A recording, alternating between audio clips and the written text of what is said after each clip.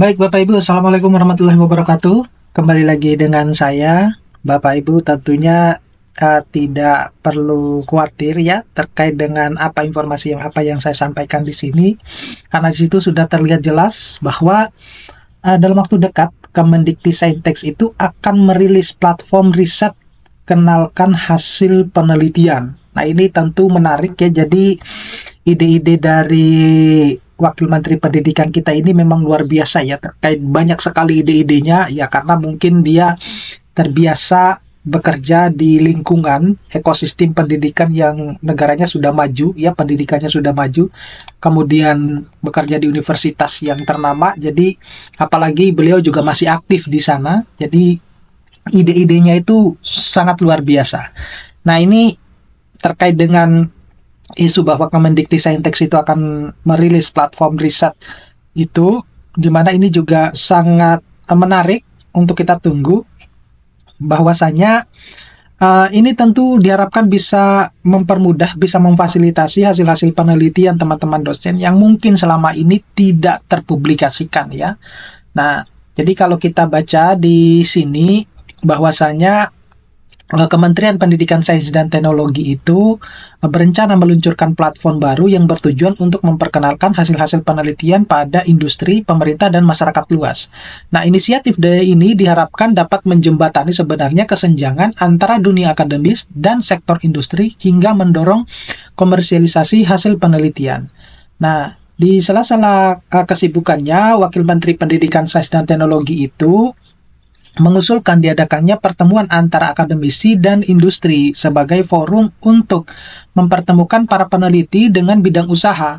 Nah, tujuannya tentunya adalah untuk mempercepat proses komersialisasi hasil penelitian, kemudian memastikan bahwa inovasi yang dihasilkan oleh teman-teman dosen di perguruan tinggi itu dapat diimplementasikan secara praktis dan memberikan manfaatnya bagi masyarakat. Nah, itu yang terjadi ya kalau di negara-negara maju itu seperti itu. Jadi bahkan khusus untuk untuk disertasi ya teman-teman mahasiswa S3 itu disesuaikan dengan lingkungan kampusnya gitu. Jadi kalau lingkungannya berada di lingkungan industri, maka disertasinya itu harus memiliki tujuan yang jelas terhadap perkembangan industri di sekitarnya. Biasanya seperti itu.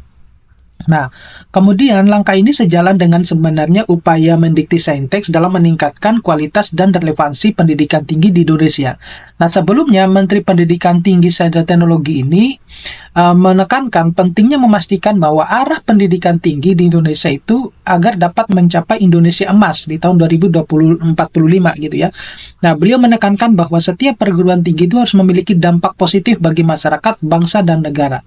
Nah, dengan adanya platform ini itu diharapkan bahwa hasil-hasil penelitian dari perguruan tinggi itu dapat lebih mudah diakses dan dimanfaatkan oleh berbagai pihak termasuk industri dan pemerintah sehingga dapat memberikan kontribusi nyata dalam pembangunan nasional dan peningkatan kesejahteraan masyarakat. Nah, jadi kalau kita analisis secara bersama dari informasi ini, yang melatar belakangi konteks ini itu adalah saya kira sudah jelas ya, di mana Kemendikti itu berencana untuk meluncurkan sebuah platform riset gitu ya. Jadi tentu ini juga akan menjadi pertanyaan besar, kira-kira aplikasi apa lagi ini ya gitu ya.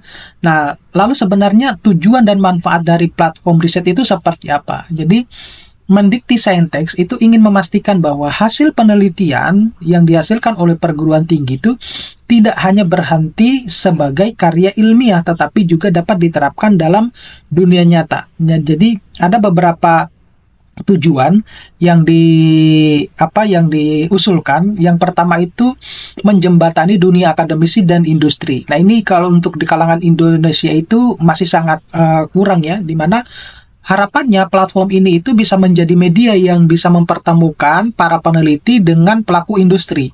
Nah, di sisi yang lain, dengan adanya platform kolaborasi ini itu diharapkan hasil riset yang berpotensi itu dapat dikembangkan menjadi produk atau solusi yang bermanfaat. Kemudian tujuan yang kedua itu mempercepat proses komersialisasi penelitian. Nah, diharapkan bahwa dari hasil-hasil riset itu memiliki platform bisnis tetapi tidak berkembang karena kurangnya akses terhadap pihak industri. Nah, platform ini diharapkan dapat mempercepat proses hilirisasi penelitian ke dalam dunia usaha sehingga dapat menghasilkan inovasi yang bernilai ekonomis tinggi. Nah, berikutnya itu adalah mendukung inovasi dan pengembangan teknologi nasional, ya. Nah, dengan lebih banyak hasil penelitian yang dikembangkan dan diterapkan, maka Indonesia, ya, terutama perguruan-perguruan tinggi di Indonesia itu akan semakin kompetitif, ya, dalam bidang sains, teknologi, dan inovatif, sehingga bisa persaingan di antara universitas kelas dunia itu lebih stabil gitu, ya. Nah, kemudian perguruan tinggi ini tidak hanya menjadi sebenarnya pusat pendidikan, tetapi juga pusat inovasi yang berkontribusi pada pertumbuhan ekonomi. Nah, kemudian tujuan dan manfaat berikutnya itu adalah meningkatkan relevansi pendidikan tinggi, di mana perguruan tinggi ini perlu menyesuaikan arah penelitian mereka dengan kebutuhan industri dan masyarakat. Nah, dengan adanya platform ini, universitas dapat lebih mudah menentukan prioritas riset yang dapat memberikan dampak nyata bagi bangsa Indonesia. Nah, tentunya ini juga harus membutuhkan dukungan, ya, dari pemerintah, ya, platform tersebut. Nah, dalam upaya merealisasikan platform riset ini, Kemendikti-Saintek itu juga mendorong pertemuan antara akademisi dan industri sebagai bagian dari strategi kolaboratif. Nah, Wakil Menteri Pendidikan, Sains, dan Teknologi itu mengusulkan bahwa pembentukan forum atau pertemuan rutin antara akademisi dan pelaku usaha. Nah, tujuannya adalah untuk membangun sinergis antara dunia akademisi dan dunia industri dalam proses transfer teknologi dan pengembangan inovasi berbasis riset. Nah, dengan kolaborasi yang lebih erat, perusahaan dan institusi riset itu dapat bekerja sama dengan menciptakan solusi yang dapat mengimplementasikan secara luas. Nah, sementara itu, Menteri Pendidikan Tinggi, Sains, dan Teknologi itu juga menekankan pentingnya memastikan bahwa arah pendidikan tinggi ini sejalan dengan visi Indonesia Emas tahun 2045. Nah, di mana setiap perguruan tinggi itu harus memiliki dampak nyata terhadap pembangunan nasional dan mampu berkontribusi kepada kesejahteraan masyarakat. Nah, pendidikan tinggi itu bukan hanya sebagai tempat pembelajaran, tetapi juga sebagai pusat pembangunan ilmu pengetahuan dan teknologi yang aplikatif gitu. Nah, di sini juga ada tantangan sebenarnya yang akan dihadapi ketika misalnya platform ini akan dirilis gitu, ya. Nah, tantangan dan dalam implementasi platform riset. Jadi, meskipun platform riset ini memiliki banyak manfaat potensial, namun disinyalir juga bisa mendapat beberapa tantangan yang perlu diatasi agar implementasinya ini berjalan secara optimal, ya. Jadi kalau kita lihat bahwa tantangannya itu misalnya seperti kurangnya sinergis antara akademik dan industri, ya. Karena mungkin industri itu juga masih banyak memilih-milih, universitasnya harus seperti ini gitu, ya. Mereka memiliki skala-skala tertentu universitas-universitas yang mau bekerja sama dengan industrinya gitu. Nah, banyak penelitian di perguruan tinggi itu yang masih bersifat teoritis, ya, dan kurang selaras dengan kebutuhan industri. Nah, perlu adanya pendekatan yang lebih praktis agar hasil riset itu dapat diterapkan secara langsung dalam dunia usaha. Misalnya, kemudian minimnya dana dan untuk riset dan pembangunan atau pengembangan gitu, ya. Di mana salah satu kendala utama dalam inovasi di Indonesia itu adalah keterbatasan dana riset, ya. Pemerintah dan swasta itu perlu meningkatkan investasi dalam penelitian agar platform ini dapat berkembang dengan baik. Nah, kemudian ada birokrasi dan regulasi yang rumit gitu. Nah, proses birokrasi dalam mendapatkan hak paten, kemudian pendanaan, dan izin pengembangan produk seringkali menjadi hambatan bagi para peneliti, ya, terutama itu yang berkaitan dengan urusan paten gitu, ya. Saya bahkan urusan paten saya itu sejak tahun 2011 kalau nggak salah, atau 2011 itu sampai sekarang belum ada kabar gitu. Kemudian diperlukan kebijakan yang lebih fleksibel untuk mendorong kepercayaan komersialisasi hasil riset. Nah, berikutnya itu adalah kurangnya kesadaran akan pentingnya hilirisasi riset gitu. Nah, masih banyak perguruan tinggi yang lebih fokus pada aplikasi akademik dibandingkan penerapan hasil penelitian mereka gitu. Nah, perubahan paradigma dalam dunia akademik itu perlu didorong agar penelitian tidak hanya terbatas jurnal, tetapi juga menjadi inovasi yang berdampak nyata gitu.